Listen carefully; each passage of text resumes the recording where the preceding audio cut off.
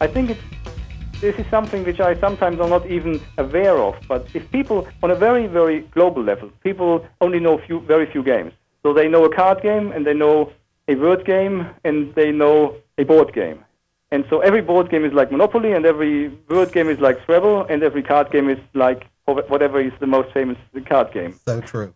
And only when you dig deeper, you see differences, and then you see, oh, there are actually 20, 30, 50, 100 different card games, and they all work very significantly different, like with the board games.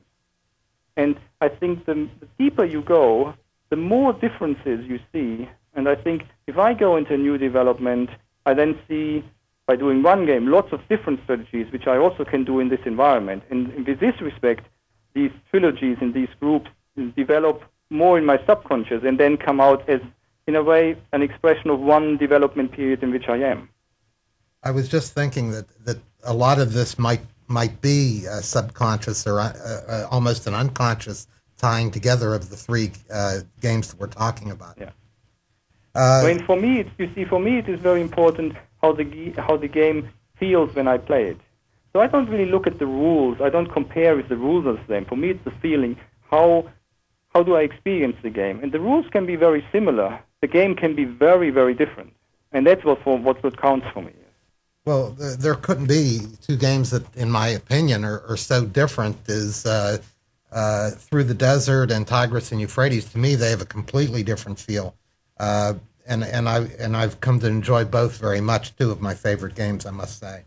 Yeah, they are two different ways to explore how you lay tiles. Once it's camels, but they're still tiles in a way. And then, of course, these different cultural tiles in Euphrates and Tigris. Very different, but it is this concept. You have a board, and you fill the board. Of how many ways can you do it? That's, I think, what I started to explore with Tigris and Euphrates, yes. Well, I do want to let the audience know you can always go back and catch that previous show that Reiner was gracious enough to do with us on Through the Desert. It's still one of my favorite games, if not the #1 favorite game. Although this one, as I play it, is getting close. Again, Reiner, I want to really thank you for spending the time with us for these shows. And in fact, I want to thank you for agreeing to do one more, which is kind of a look into the future. You're very welcome. It is a pleasure. We'll get a chance to do that very shortly. I want to thank everybody for watching. I hope it was as much fun for you as it was for me. I promise I had a great time. Again, thanks to Reiner. And for Reiner, my name is Bob Schwartz. You've been watching The Boardroom, and good evening. Welcome back to The Boardroom. We're concluding our rather interesting and, for me, exciting series of shows that Reiner Knizia has agreed to do with us. Reiner, how are you doing now?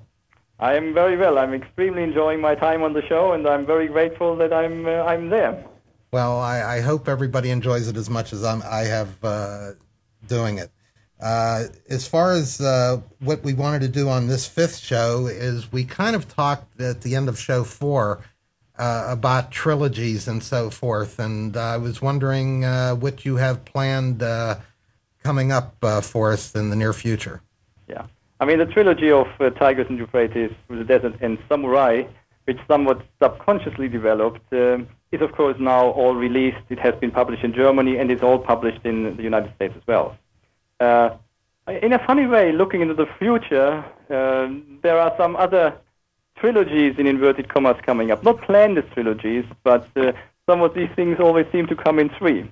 The first is Fantasy Flight, who have done Through the Desert. We are doing another 3 games together, and the first one of this set of 3 big, nice strategic games will actually be coming out relatively soon. It is called Solaris. It is a game where you try to visit all the planets and experience all the mysteries within a solar system.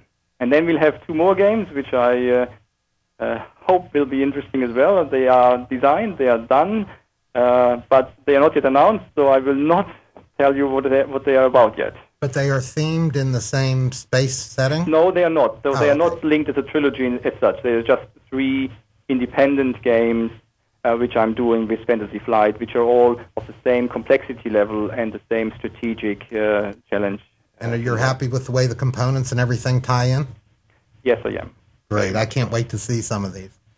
As far as the ones for Fantasy Flight, I know you have a couple other companies that you're releasing games for shortly.